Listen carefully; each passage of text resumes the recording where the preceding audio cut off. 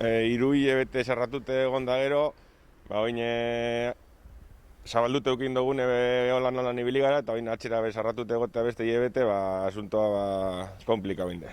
Asuntoa jodi dute dago. Osea, esan da, ez da izingo fazile hau altxetea. Nire ustez ostalaritzaz da arazoa, ze gauzak ondo egin doguz, eta gainera txarto dau, izan behar da edo danak edo inorbez, eta orduan dana zabalik egotea eta gu itxita, ez da normala.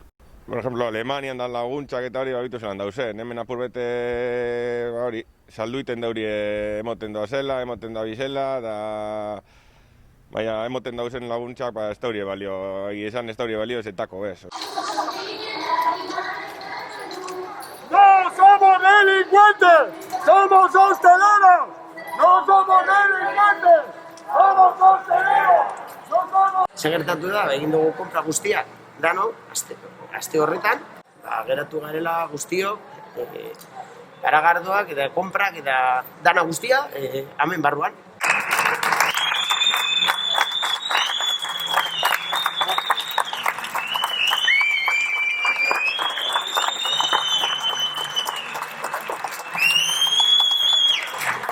Guk ez dugu diru laguntzaren nahi. Guk lan egin gure dugu bakarrik.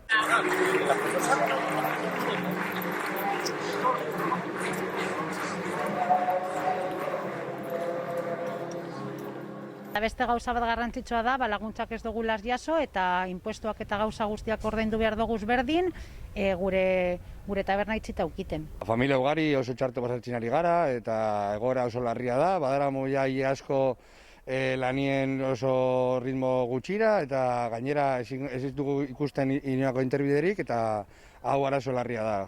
Badakigu pandemia oso larria dela, baina gu ez gara erruduna. Espero dugu azken itzialdia izatea. Hau ez da bidea. Ostalaritza aurrera. Ziurgabetasun handia bizi dugu. Zinez ez dakigu 2 edo 3 aste barru zein egoeratan egongo garen. Horregaitik egin nahi diegu lehen aipamenak autonomoei, negozio txikiak dituen jendeari, ostalaritzako langileei, kultur munduko langile eta sortzaileei, jan ahal izateko 2 edo 3 lan dituzuenei, osasun langile eta zaintzaileei, hilabete bukaerara iristeko inoiz baino zailtasun gehiago dituzuenoi.